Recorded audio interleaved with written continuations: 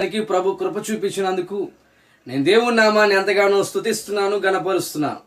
ప్రేమ దేవుని ప్రజలారా, మరి ఈ వీడియో ద్వారా మిమ్మల్ని కలవడానికి దేవుడు సహాయం చేస్తున్నందుకు చాలా సంతోషకరము.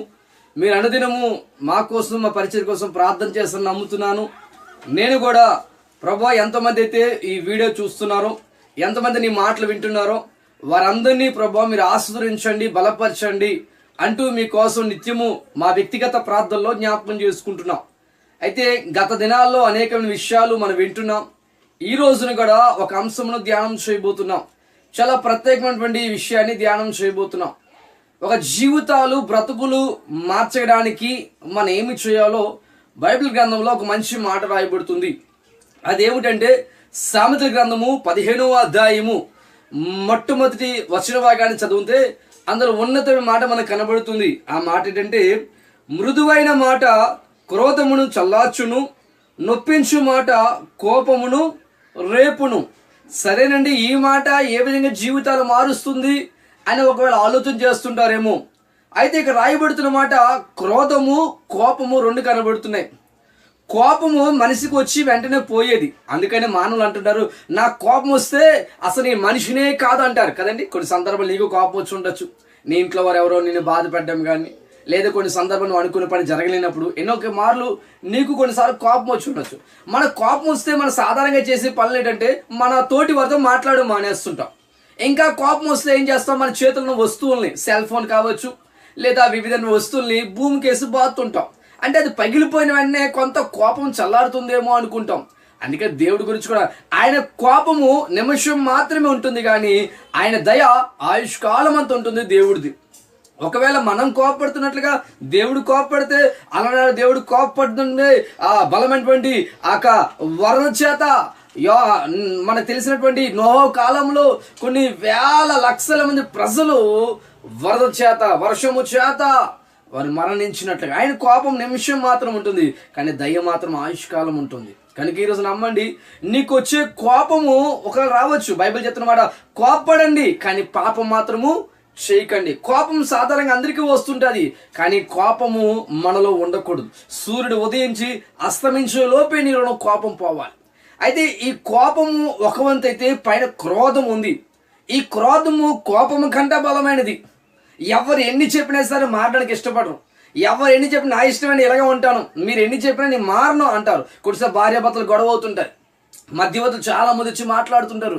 అమ్మ సర్లే అమ్మ, ఎవరు తగ్గించుకోవాలి కదా, మీరు కలిసి ఉండండి, ఎవరు మీరు ఎన్ని చెప్పినా పర్లేదండి, నేను మాత్రం వినను అని ఒక్కసారిగా మనమే క్రోధాన్ని నింపేసుకుంటాం. అంటే కోపము కంటే బలమైనది క్రోధం. కానీ ఆ క్రోధము కూడా పోవాలంటే బైబిల్లో రాయబడుతున్న మృదువైన మాట. ఈరోజు మన అంశము మృదువైన మాట.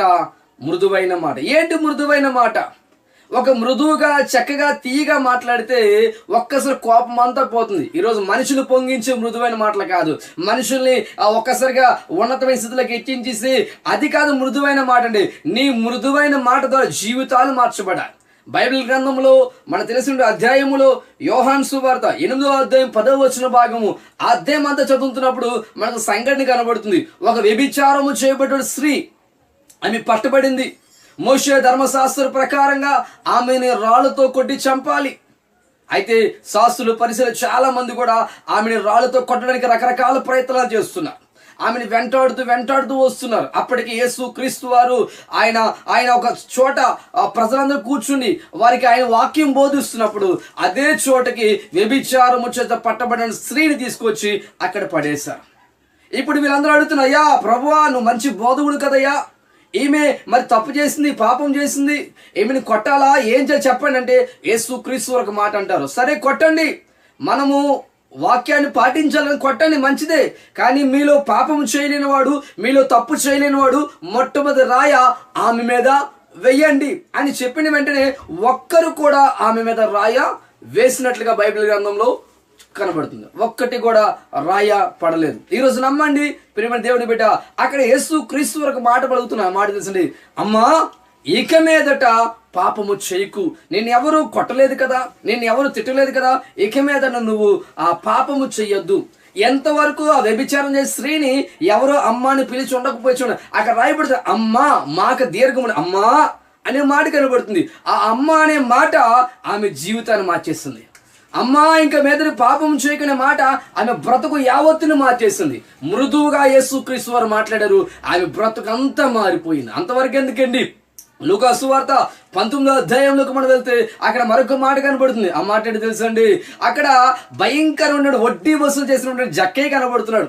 ఈరోజు క్రైస్తవులైన వారు అనేక మంది 100 రూపాయలు ఇస్తే 1000 రూపాయలు ఇస్తే అన్యాయంగా వడ్డీలు వసూలు చేస్తున్నారు. నమ్మండి, ఈరోజు తెలుసుకోండి, క్రైస్తవులైన వారు, దేవుడి బిడ్డలైన వారు ఎట్టి పరిస్థితుల్లో కూడా వడ్డీ మీదకి నీ మనసు వెళ్ళకూడదు. వడ్డీలు తీసుకోవడానికి ప్రయత్నము చేయకూడదు. ఎందుకు తెలుసా, ఆ అన్యాయంగా వడ్డీ వసూలు చేస్తే దేవుడు లెక్క అప్పగించాలి.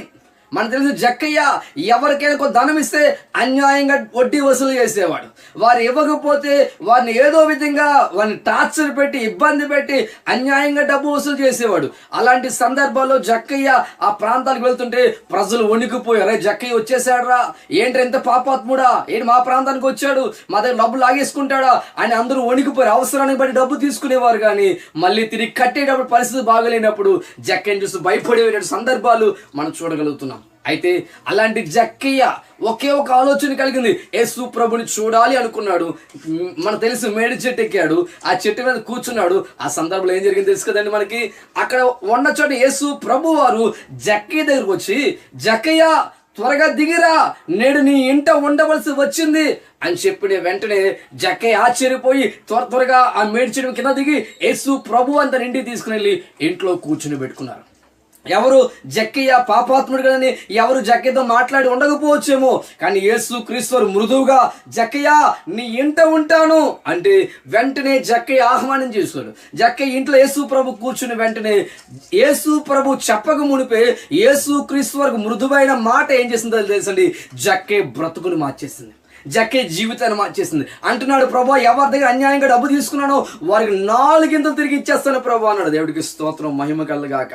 ఈ రోజున జక్కయ్యలో అంత మార్పు రావడానికి యేసుక్రీస్తు వారు మృదువుగా మాట్లాడారు. తన కాలంలో యేసుక్రీస్తు వారు ఎన్నో మాటలు, ఎన్నో వాక్యాలు బోధించాడు, రకరకాల ప్రజల్ని బాగు చేశాడు, రకరకాల అద్భుతాలు చేశాడు. కానీ కల్వరి శిలువలోకి వెళ్ళక మునుపు ఆ నేరస్తుడిగా నిలబెట్టినప్పుడు అక్కడ ఫిలాతు అడుగుతాడు ప్రజలందరికీ, ఇదిగో మీకు ఇప్పుడు కనబడుతున్నారు కదా, వీరిలో 2 ఉన్నారు, ఒకరు యేసుక్రీస్తు వారు ఉన్నారు, మరొకరు బరబ్బా ఉన్నారు, మీకు ఎవరు కావాలి అని యేసుక్రీస్తు వారిని గురించి ఆ ఫిలాతు అడుగుతున్నప్పుడు, ప్రజలను అడుగుతున్నప్పుడు ప్రజలందరూ అంటారు, మాకు యేసు క్రీస్తు వారు వద్దండి, మాకు బందిపోయినటువంటి బరబ్బా కావాలి అని ఫిలాతుకి వారు జవాబునిస్తున్నారు. ఈ రోజు ఇందుకు మాట జ్ఞాపకం, యేసు క్రీస్తు ఎంతో మృదువైన కార్యాలు చేస్తే ప్రజల దగ్గర నుంచి మృదువైన మాట రావట్లేదు. అయ్యో ఎన్నో మేలు ఎన్నో ఉపకారాలు చేశాను ఈ ప్రజలకి, కానీ ఏ ప్రజలు మృదువుగా మాట్లాడట్లేదు. నొప్పించే మాట యేసు క్రీస్తు వారి గురించి మాట, యేసు ప్రభు మాకు వద్దు అనేస్తున్నారు ప్రజలు. ఈరోజు నువ్వు కూడా మృదువుగా నీ అనుకునే వారికి ఎంతో సహాయం చేసి ఉండొచ్చు, నీ తోటి వారికి ఎంతో మేలు చేసి ఉండొచ్చు. అయినప్పటికీ యేసు క్రీస్తు వారిని ప్రజలు వద్దు అనుకున్నట్లుగా నువ్వు ఎన్ని మంచి చేస్తున్నప్పుడు నీ తోటి వారు ఒకళ్ళు వద్దు అనుకుంటున్నారేమో, నిన్ను చీకొడుతున్నారేమో, బాధపడకు. నువ్వు చేసే ప్రతి పనులను బట్టి దేవునికి సహాయం చేయబోతున్నాడు, దేవుడిని బలపరచబోతున్నాడు, దేవుడు నీ పట్ల కృప చూపించబోతున్నాడు. ఎవరు ఎన్ని అనుకున్నా పర్లేదు, నువ్వు మాతో మృదువుగా మంచిగా నీ జీవితాన్ని కొనసాగించు, ప్రేమగా కొనసాగు, దేవుడు కృప చూపించబోతున్నాడు. ఈ మాటలు దేవుడు దీవించును గాక. కళ్ళు మూసుకుందాం, చిన్న ప్రార్థన చేద్దాం. దయగలం తండ్రి, మహిమలం దేవుడా, మీకు వందనాలు స్తోత్రములయ్యా. అయ్యా, కొన్ని సందర్భాల్లో మేము మాట్లాడే మాటలు బట్టి మా తోటి వారు, మా నానుకునే వారు ఎవరైనా గాయపడ్డారేమో, ఈ రోజు నుంచి ప్రభువా అలా కఠినంగా మేము మాట్లాడకుండా మృదువుగా మాట్లాడుతూ అనేక జీవితాలు, అనేక బ్రతుకులను ఆయన నీ తట్టు త్రిప్పేవారుగా మమ్మల్ని మీరు ఉంచమని మహిమ మీకే చెల్లిస్తూ ఈ ప్రార్థన యేసు క్రీస్తు వారి పరిశుద్ధమైన ఘనమైన నామమున అడిగి వేడుకుంటున్నాము తండ్రి, ఆమేన్. Praise Lord, may God bless you.